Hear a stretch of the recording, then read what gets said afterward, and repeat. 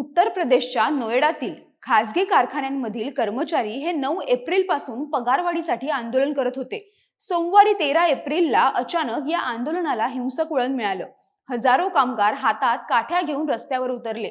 कामगारांचा गेल्या 3 दिवसांपासून धुमसत असलेला असंतोष उफाळून आला। संतप्त कामगारांनी कारखान्यांवर दगडफेक सुरू केली, गाड्यांची तोडफोड केली, अनेक ठिकाणी आगीच्या जाळपोळीच्या घटना घडल्या।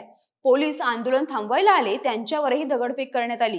काल सोमवारी हे सगळं घडल्यानंतर आज मंगळवारी सुद्धा नोएडामध्ये हीच परिस्थिती पाहायला मिळाली। आंदोलनादरम्यान कर्मचाऱ्यांनी कंपन्यांच्या कार्यपद्धतीवर उघडपणे प्रश्नचिन्ह उपस्थित केलं आणि अनेक धक्कादायक आरोप केलेत। कारखान्यांच्या मालकांचा असा दावा आहे की कामगारांना भडकवण्यात आलं होतं। हे संपूर्ण प्रकरण पगारवाढीच्या मागणीपुरतं मर्यादित नसून त्यामागे कर्मचाऱ्यांचा दीर्घकाळापासून धुमसत असलेला संताप, असंतोष आणि त्यांचं शोषण दडलंय, असंही काहींचं म्हणणं आहे। उत्तर प्रदेशच्या एका मंत्र्यांनी या आंदोलनाचा संबंध पाकिस्तानशी असू शकतो असंही म्हटलंय। तसंच हा विषय नेमका आहे काय? नोएडात अचानक कामगारांनी एवढ्या मोठ्या प्रमाणात आंदोलनं का सुरू केली?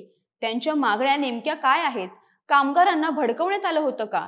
सरकारनं याचा संबंध पाकिस्तानशी असू शकतो असं का म्हटलंय? या आणि अशा अनेक प्रश्नांची उत्तरं जाणून घेऊयात या व्हिडिओतून। नमस्कार, मी अनिशा डुमरे आणि कॅमेऱ्यावर आहेत जयेश पाटील। सगळ्यात आधी गेल्या 3-4 दिवसांपासून नोएडात नेमकं काय काय घडलं हे थोडक्यात पाहूया। तर 10 एप्रिल पासूनच नोएडामध्ये शांततापूर्ण वातावरणात कामगारांच्या आंदोलनाला सुरुवात झाली होती। 10 आणि 11 एप्रिल दरम्यानच नोएडाच्या होजरी कॉम्प्लेक्स आणि सूरजपूर दादरी रोडवर जवळपास 1000 कामगारांनी आंदोलनाला सुरुवात केली होती।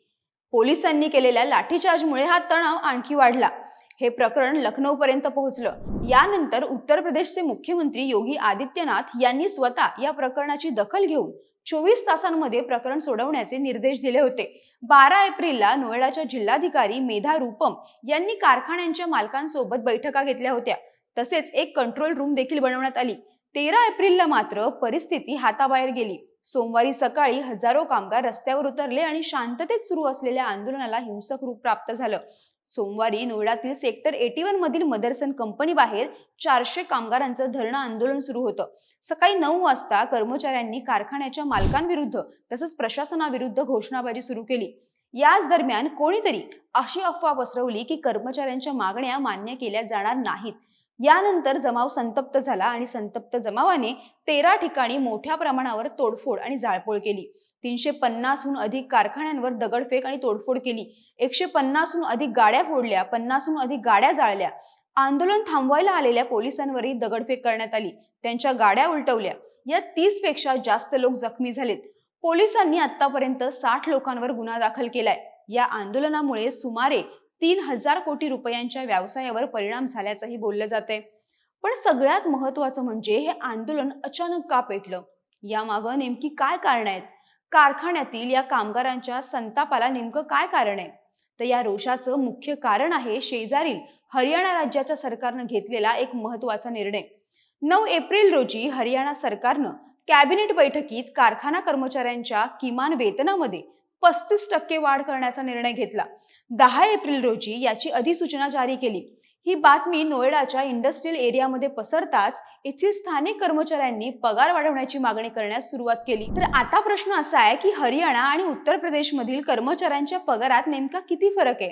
तर हरियाणामध्ये अकुशल कामगारांचं वेतन हे 11,275 रुपयांवरून 15,220 रुपये, तर अर्धकुशल कामगारांचं वेतन हे 12,430 रुपयांवरून 16,780 रुपये करण्यात आलंय आणि कुशल कामगारांचं वेतन हे 13,704 रुपयांवरून 18,500 रुपये करण्यात आले। उच्च कुशल कामगारांचं वेतन हे 14,389 रुपयांवरून 19,425 रुपये करण्यात आले। ही वाढ तब्बल 35% इतकी आहे। उत्तर प्रदेशमधील नोएडा येथे अकुशल कामगारांना सुमारे 11,313 रुपये पगार मिळतो। हरियाणात रोजची मजुरी ही 580 ते 750 रुपयांपर्यंत पोहोचली आहे, तर नोएडा येथे ती फक्त 435 ते 535 रुपयांच्या दरम्यान आहे। या व्यतिरिक्त देखील कामगारांच्या काही मागण्या आहेत ज्या कंपन्या मान्य करण्यास टाळाटाळ करतायत। कारखान्यातील कर्मचाऱ्यांचं असं म्हणणं आहे की वाढती महागाई आणि LPG सिलेंडरच्या वाढत्या किमतींमध्ये सध्याच्या पगारात घर चालवणं हे अशक्य आहे। त्यामुळे कामगारांनी पगारवाढीचं मुख्य कारण पुढे केलंय। त्याप्रमाणेच नवीन कामगार नियमांनुसार जर कर्मचारी अतिरिक्त काम करत असेल तर त्याला दुप्पट दरानं वेतन मिळावं म्हणजेच ओव्हरटाईमचे दुप्पट पैसे मिळावे, ही मागणी कर्मचाऱ्यांची आहे. दर महिन्याच्या 10 तारखेपर्यंत पगार हा बँक खात्यामध्ये जमा व्हावा, सॅलरी स्लिप अनिवार्यपणे दिली जावी, तसेच आठवड्यातून 1 दिवसाची साप्ताहिक सुट्टी मिळावी. जर सुट्टीच्या दिवशी काम घेतलं तर त्याचेही दुप्पट पैसे मिळावेत. तसेच बोनस हा थेट बँक खात्यामध्ये जमा व्हावा, मध्यस्थ किंवा ठेकेदारांमार्फत कामगाराला मिळू नये. या सगळ्या पार्श्वभूमीवर उत्तर प्रदेशचे कामगार मंत्री अनिल राजभर यांनी या हिंसाचारामागे एक मोठे षडयंत्र असण्याची शक्यता वर्तवली आहे. ते असं म्हणालेत की प्राथमिक तपासात या घटनेचा उद्देश हा अस्थिरता निर्माण करणं होता असं दिसतंय. अलीकडेच नोएडा आणि मेरठ इथून दहशतवादाचा संशय असलेल्या 4 जणांना अटक करण्यात आली आहे. त्यांचे पाकिस्तानातल्या हँडलर्सशी संबंध असल्याची शक्यता आहे. अशा सगळ्या परिस्थितीत हा उत्तर प्रदेशात अस्थिरता निर्माण करण्याचा कट असू शकतो अशी शंका आहे. यंत्रणा या संपूर्ण घटनेचा गांभीर्याने तपास करत असल्याचंही त्यांनी म्हटलंय. कारखान्यांच्या मालकांचा असा दावा आहे की कामगारांना भडकवण्यात आलं होतं, तर प्रशासन आणि कामगार यांच्यातील दरी देखील या गोंधळाचं एक महत्त्वाचं कारण मानलं जात आहे. या सगळ्या दरम्यान सोशल मीडियावरही आंदोलनाबाबत अफवा सुरू झाल्या. कर्मचाऱ्यांच्या मृत्यूच्या आणि जखमी झाल्याच्या खोट्या बातम्या पसरवण्यात आल्या. यामुळे कर्मचारी आणखी भडकले. कोणत्याही नेतृत्वाशिवाय इतकं मोठं आणि संघटित हिंसक आंदोलन नेमकं कसं उभं राहिलं? तपास यंत्रणा आता याची साखळी जोडण्यात गुंतल्यात.